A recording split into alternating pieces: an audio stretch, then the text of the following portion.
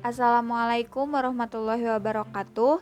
Kami dari kelompok 2 yang terdiri dari Fadilah Amatul Wahid, Indi Zainah, Nisa Bidayatul Hidayah, dan Sayyidah Afifah Mutmainah akan memaparkan materi psikologi pendidikan dan bimbingan mengenai perkembangan peserta didik.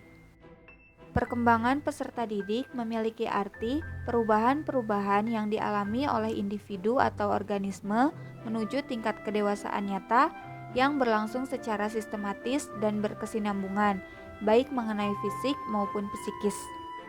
Selanjutnya mengenai prinsip perkembangan peserta didik. Terdapat 7 prinsip pada perkembangan peserta didik. Yang pertama, perkembangan fungsi-fungsi jasmaniah dan fungsi-fungsi rohaniah berlangsung dalam proses satu kesatuan yang menyeluruh atau integral. Lalu yang kedua, setiap individu mempunyai kecepatan sendiri-sendiri dalam perkembangannya. 3. Perkembangan seorang individu baik keseluruhan maupun setiap aspeknya kelangsungannya tidak konstan melainkan berirama. Keempat, proses perkembangan itu mengikuti pola tertentu. 5. Proses perkembangan berlangsung secara berkesinambungan. Keenam, antara aspek perkembangan satu dengan aspek perkembangan yang lainnya saling berkaitan atau saling berkolerasi secara bermakna. Dan yang terakhir, perkembangan berlangsung dari pola-pola yang bersifat umum menuju pola-pola yang bersifat khusus. Aspek-aspek perkembangan perilaku dan pribadi peserta didik. Yang pertama yaitu perkembangan fisik. Perubahan fisik yang terjadi pada remaja terlihat pada masa pubertas, yakni saat meningkatnya tinggi dan berat badan serta kematangan sosial. Salah satu ciri yang terjadi pada putra yaitu perubahan suaranya, sedangkan yang terjadi pada putri yaitu menstruasi. Yang kedua yaitu perkembangan psikomotorik. Motorik merupakan perkembangan pengendalian gerakan tubuh melalui kegiatan yang terkoordinir antara susunan syaraf, otot, otak, dan spinal cord. Yang ketiga yaitu perkembangan bahasa. Perkembangan bahasa adalah kemampuan individu dalam menguasai kosakata, ucapan, gramatikal, dan etika pengucapannya dalam kurun waktu tertentu sesuai dengan perkembangan umur kronologisnya. Yang keempat yaitu perkembangan kognitif. Perkembangan kognitif adalah perkembangan kemampuan individu untuk memanipulasi dan mengingat informasi. Yang kelima adalah perkembangan perilaku sosial. Perkembangan sosial dapat juga diartikan sebagai proses belajar untuk menyesuaikan diri terhadap norma-norma kelompok moral dan tradisi meleburkan diri menjadi satu kesatuan dan saling berkomunikasi dan bekerja sama. Yang keenam yaitu perkembangan moralitas. Tingkat tertinggi dalam perkembangan moral adalah melakukan suatu perbuatan bermoral karena panggilan hati nurani, tanpa perintah dan tanpa harapan akan suatu imbalan atau pujian. Yang ketujuh yaitu perkembangan keagamaan. Pada masa remaja, perkembangan kesadaran beragama ada pada tahap sintesis konvensional faith, yaitu kepercayaan remaja. Pada tahap ini ditandai dengan kesadaran tentang simbolisme dan memiliki lebih dari satu cara untuk mengetahui suatu kebenaran. Yang kedelapan yaitu perkembangan afektif. Aspek afektif merujuk kepada suatu perasaan dan pikiran-pikiran yang khas, suatu keadaan biologis dan psikologis, dan serangkaian kecenderungan untuk bertindak. Afektif mencakup emosi atau perasaan yang dimiliki oleh peserta didik dan juga mendapatkan perhatian dalam pembelajaran. Yang kesembilan yaitu perkembangan konatif. Fungsi konatif atau motivasi merupakan faktor penggerak perilaku manusia yang bersumber utama pada kebutuhan-kebutuhan dasarnya atau basic needs. Yang ke-10 dan terakhir, perkembangan kepribadian, yakni individu yang sedang tumbuh dipaksa harus menyadari dan berinteraksi dengan lingkungan sosialnya yang berkembang semakin luas. Tahap-tahap perkembangan peserta didik. Yang pertama, tahap perkembangan berdasarkan ciri-ciri biologis Menurut Aristoteles, yang pertama, fase anak kecil mulai dari 0 sampai 7 tahun diakhiri dengan pergantian gigi. Selanjutnya fase anak sekolah mulai dari 7 sampai 14 tahun dimulai dari tumbuhnya gigi baru sampai timbul gejala berfungsinya kelenjar-kelenjar kelamin.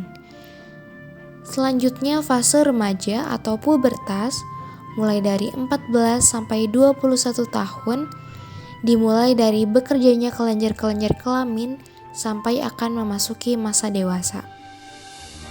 Tahap selanjutnya, tahap perkembangan berdasarkan konsep didaktis menurut Johann Amos Comenius.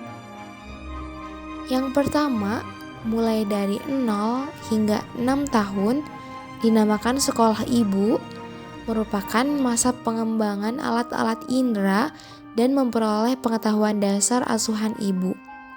Selanjutnya, mulai dari 6 hingga 12 tahun dinamakan sekolah anak, merupakan masa anak mengembangkan daya ingatnya di bawah pendidikan sekolah rendah. Selanjutnya, mulai dari 12 hingga 18 tahun dinamakan sekolah bahasa Latin, di mana masa mengembangkan daya pikiran, anak mulai diajarkan bahasa Latin seperti bahasa asing. Selanjutnya, umur 18 sampai 24 tahun dinamakan sekolah tinggi dan pengembaraan, merupakan masa mengembarakan kemauannya. Tahap selanjutnya, tahap perkembangan berdasarkan ciri-ciri psikologisnya menurut Oswald Kroh. Yang pertama, fase anak awal dimulai dari anak lahir umur 0 hingga 3 tahun. Pada fase ini terjadi terus pertama yang ditandai dengan anak serba membantah atau menentang. Selanjutnya fase keserasian sekolah dari umur 3 hingga 13 tahun. Pada masa ini timbul sifat terus kedua, di mana anak suka menentang kepada orang lain, terutama kepada orang tuanya. Selanjutnya fase kematangan, anak berumur 14 hingga 19 tahun. Pada fase ini, anak mulai menyadari kekurangannya dan kelebihannya yang dihadapi dengan sikap sewajarnya. Tugas perkembangan peserta didik yang pertama, mencapai hubungan sosial yang lebih matang dengan teman-teman sebaya, baik dengan teman-teman sejenis maupun dengan jenis kelamin yang lain. Kedua, dapat menjalankan peranan-peranan sosial menurut jenis kelamin masing-masing. Ketiga, menerima kenyataan jasmania serta menggunakannya seefektif mungkin dengan perasaan puas. Keempat, mencapai kepuasan emosional dari orang tua atau orang dewasa lainnya. Kelima, mencapai kebebasan ekonomi. Keenam, memilih dan mempersiapkan diri untuk pekerjaan atau jabatan. Ketujuh, mempersiapkan diri untuk melakukan perkawinan dan hidup berumah tangga. Kedelapan, mengembangkan kecakapan intelektual serta konsep-konsep yang diperlukan untuk kepentingan hidup bermasyarakat. 9. Memperlihatkan tingkah laku yang secara sosial dapat dipertanggungjawabkan. 10. Memperoleh sejumlah norma-norma sebagai pedoman dalam tindakan-tindakannya dan sebagai pandangan hidupnya. Baik, selanjutnya saya akan menyampaikan beberapa contoh kasus yang berhubungan dengan pribadi dan perkembangan peserta didik. Di antaranya adalah kasus yang terjadi pada peserta didik kelas 10B SMA Panca Bakti Pontianak yang tidak naik kelas karena beberapa faktor kepribadian dan faktor orang tua. Kemudian yang kedua adalah kasus di mana siswa yang mudah marah di SMK PGRI Pontianak. Tentu saja kasus ini sangat berhubungan dengan pribadi dan perkembangan peserta didik. Kemudian yang ketiga ada kasus di mana peserta didik yang sulit mengendalikan emosi terjadi pada kelas 8 SMP Negeri 14 Pontianak. Kemudian saya akan menyampaikan analisis dari sudut pandang materi yang dibahas. Yang pertama, peserta didik khususnya seusia remaja adalah masa saat terjadinya perubahan-perubahan yang sangat cepat, termasuk perubahan yang sangat fundamental pada karakter, emosi, sosial, perilaku, dan masa depan. Sebagian peserta didik mampu mengatasi transisi ini dengan baik, namun beberapa peserta didik bisa jadi mengalami penurunan pada kondisi psikis, psikologis, dan sosial. Beberapa permasalahan yang muncul biasanya banyak berhubungan dengan karakteristik yang ada pada peserta didik. Kemudian, saran dari kelompok kami, guru adalah ahli psikologis pendidikan, yaitu petugas dalam bidang pendidikan yang melaksanakan tugas-tugasnya atas dasar prinsip psikologi. Artinya, guru memiliki tugas untuk melatih mental peserta didik agar dapat beradaptasi dengan lingkungannya. Kemudian, guru memiliki peranan besar bagi perkembangan peserta didik. Namun, tugas membimbing peserta didik dalam masa perkembangannya bukan hanya peran guru.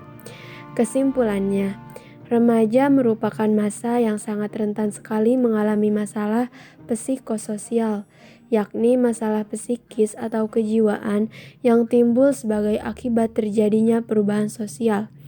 Salah satu masalah yang ditimbulkan adalah terjadinya kasus di mana siswa tidak naik kelas, siswa tidak bisa mengendalikan emosi, dan yang lainnya. Hal ini bisa diakibatkan karena perubahan sosial di mana siswa sulit beradaptasi dengan lingkungan yang terus mengalami perubahan. Karena itu, peran pendidik sangat penting untuk memberikan bimbingan bagi siswanya. Cukup sekian pemaparan materi dari kelompok kami. Terima kasih. Wassalamualaikum warahmatullahi wabarakatuh.